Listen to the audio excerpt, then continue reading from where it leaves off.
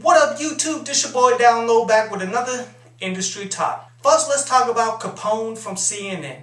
Capone was recently arrested and released on $10,000 bond for child support evasion where he allegedly owes $160,000. Now in his defense he came out and said look, it looks bad on paper but yet I take care of my kids. And you know what? That could absolutely be true. This could really just be a bitter woman putting them people on him.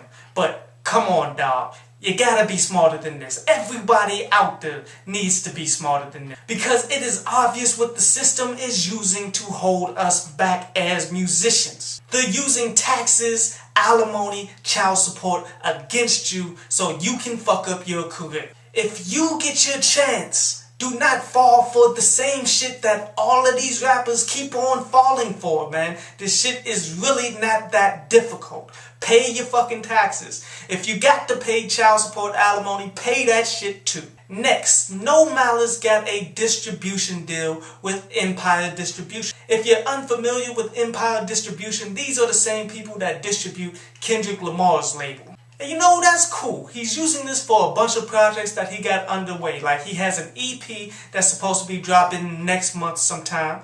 He got an album that's supposed to be dropping end of this year, early next year, supposedly. And word on the street says that the Clips are going to get back together to do an album, which I definitely will check that one on out. But the main thing I want to talk about here is what exactly is a distribution deal and when is it you should get one. See, a distribution deal is just that. You got a deal with a distributor to put your music out. Now what record labels do, they offer distribution, marketing, and promotion. This deal is half of that, meaning the marketing and promotion will fall on your shoulders. And this may work out for No Malice because he already has a name. See, it just may work out, but the problem here is just because you're famous doesn't make up for the ignorance of people. Just because people know who you are doesn't mean they know that your album is coming out or that your singles is already out there. You have to have a good marketing plan no matter what position you are in the game. So I'm really hoping that he got his shit together because you have to be on your P's and Q's if you're just going to have a distribution deal. Next, MC Lyte and the Hip Hop Sisters Foundation is offering a $100,000 scholarship through Wisconsin-Madison University, in which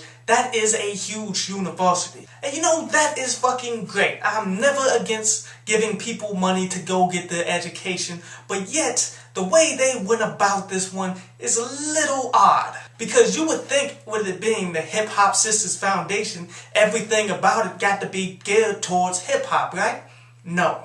To register for this, you gotta be a high school senior applying towards Wisconsin-Madison, and you got to do that before the deadline. Then you basically got to apply on their website. After that, they're gonna ask you for an artistic sample. Basically, gotta have something geared towards hip-hop, I guess. But after that, nothing really geared towards hip-hop at all. Like, you can take that $100,000 scholarship and do anything. And if you look at it, Wisconsin-Madison really doesn't have anything really geared towards hip-hop. The closest degree that they offer that I've seen is a musical performance degree, in which that is really just classical musicians. It kills me a little bit, like, man, you guys could have did something with full set. But I do support it because you can get a damn good education from Wisconsin. But still, I was hoping they would do it smarter and more geared towards hip-hop. And lastly, Twista is planning to open up a bunch of youth centers in Chicago to combat the gang violence that has been spiking. In which that is what the fuck I've been talking about, man.